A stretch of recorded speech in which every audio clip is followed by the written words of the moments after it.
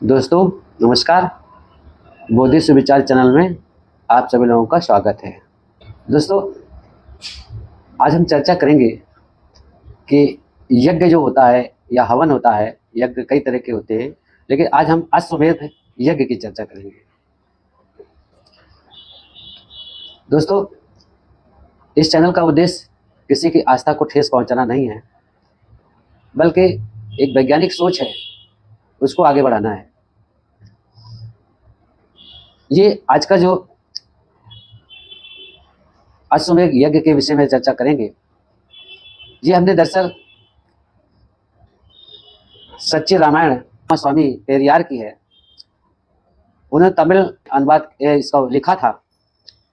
पेरियार साहब ने जो है तमिल भाषा में लिखी थी, लेकिन ललाई सिंह यादव ने इस पुस्तक को हिंदी में अनुवाद किया था और उत्तर भारत में ये किताब लोगों तक पहुंची है, लोगों ने इसको पढ़ा है।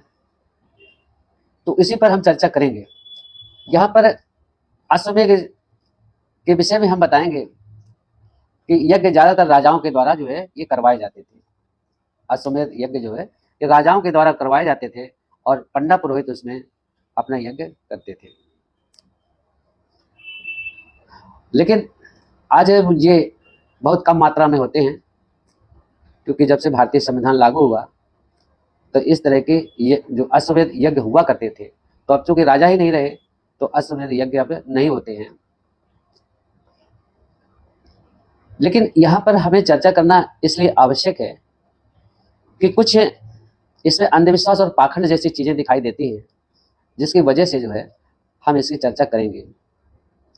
इतिहास में देखते हैं तो ये सब इन चीजों की चर्चा है नहीं, लेकिन हम जब अल्बरेनू जो एक यात्री था भारत में 11वीं शताब्दी में आया था, ऐसे पुस्तक में इसने जो एक पुस्तक लिखी है वो अल्बरेनू का भारत, अल्बरूनी का भारत जो पुस्तक लिखी गई है, तो इसका अनुवाद जो संतराम डी ने किया था। तो इसमें बहुत सारी चीजें जो है 11वीं शताब्दी में जो हिंदू मैथोलॉजी है उसकी बातें लिखी हैं। उसमें भी यज्ञ का थोड़ा सा पोर्शन लिखा है कि हाँ यज्ञ होता था, यज्ञ जैसी करवाने की परंपरा उस समय चल रही थी। लेकिन हम जब विस्तार में जाते हैं तो विस्तार में हम वाल्मीकि रामायण को लेते हैं। वाल्मीकि रामायण में यज्ञ के विषय में, अश्वमेध यज्ञ के विषय में चर्चा होती है। तो ये जो वाल्मीकि रामायण है इसका प्रथम अध्याय है, जिसमें 14वें सर्ग में ये सब इनका बातें कही गई है। इसमें बताया गया है कि राजा दशरथ जो है इस यज्ञ की तैयारी पूरी तरह से करते हैं और इसके यज्ञ करने के लिए बहुत सारे जो पशु हैं, जिसमें गाय है, घोड़ा है और पक्षी हैं, इस तरह से जो है अंडस पेंडस और सब कई प्रकार के जानवर जो है हजारों की संख्या में इकट्ठा होते लाए जाते हैं।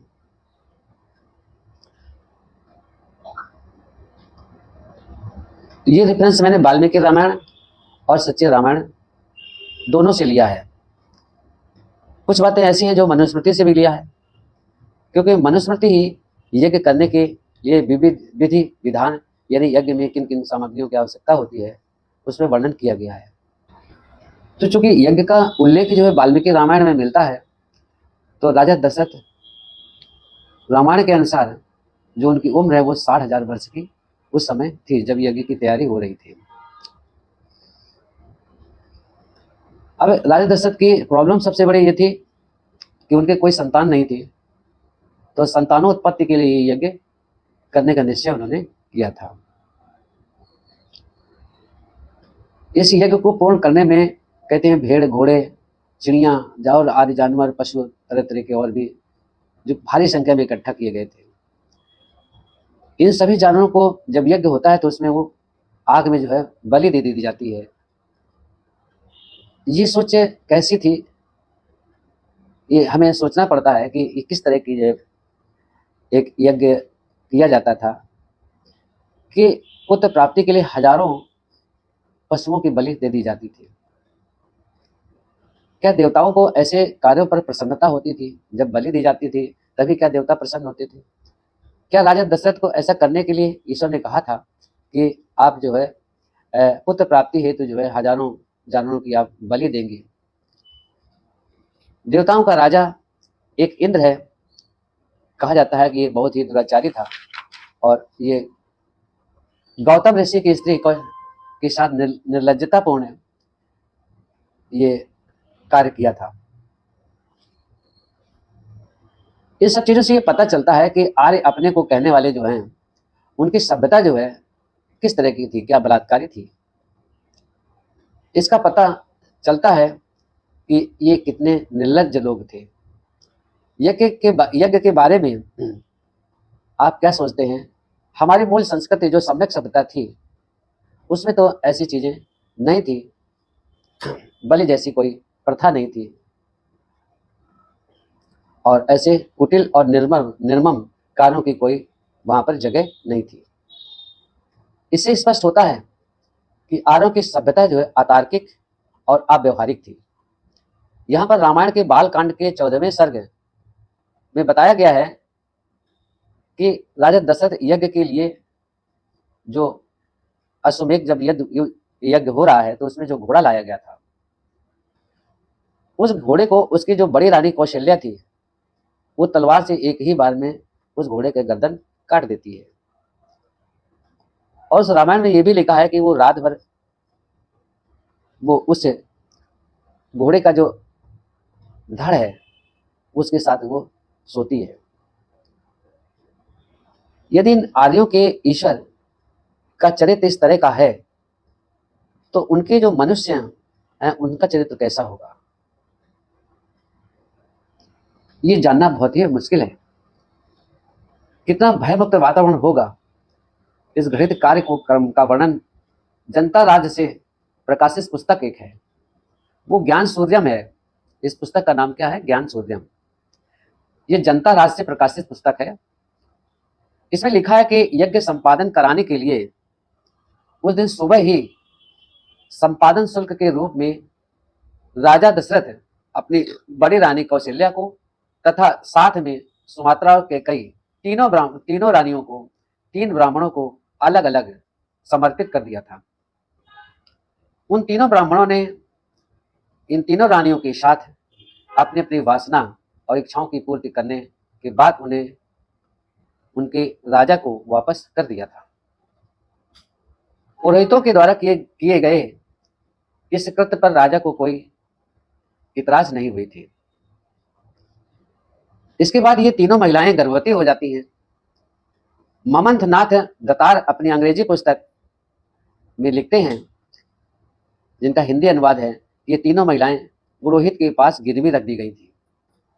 तो फिर प्रश्न खड़ा होता है, लाजमी है, प्रश्न वहां पर खड़ा होता है और होना भी चाहिए कि यदि राजा दशरथ को पुत्र प्राप्ति हेतु यही सब करना था, रानियों को जो है किसी और पुरुष को देना ही था, उनके द्वारा ही जब गर्भ धारण करवाना था, तो फिर ये पशुओं की बलि और यज्ञ जैसा ये कार्य क्यों किया?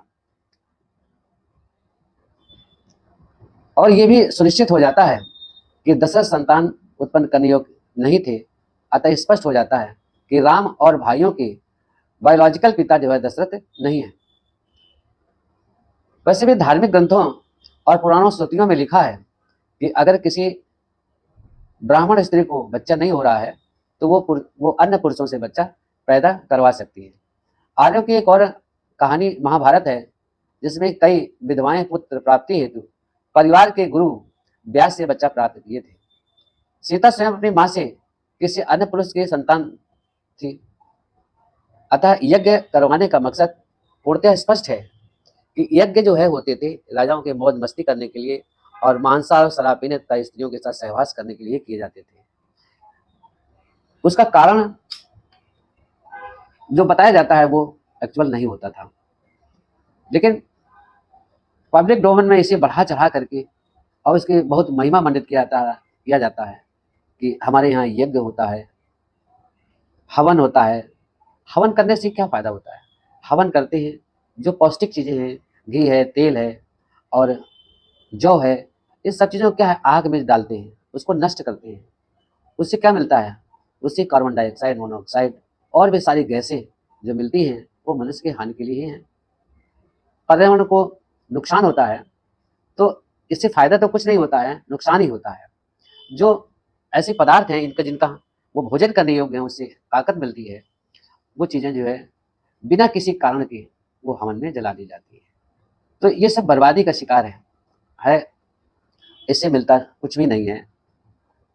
तो दोस्तों ये वीडियो यहीं हम समाप्त करते हैं और इसको सच्चाई को समझें और समझें समझ करके ये आडंबर और पाखंडवाद को समाप्त करें। धन्यवाद, नमस्कार, नमो बुद्धाय, जय भीम, जय भारत।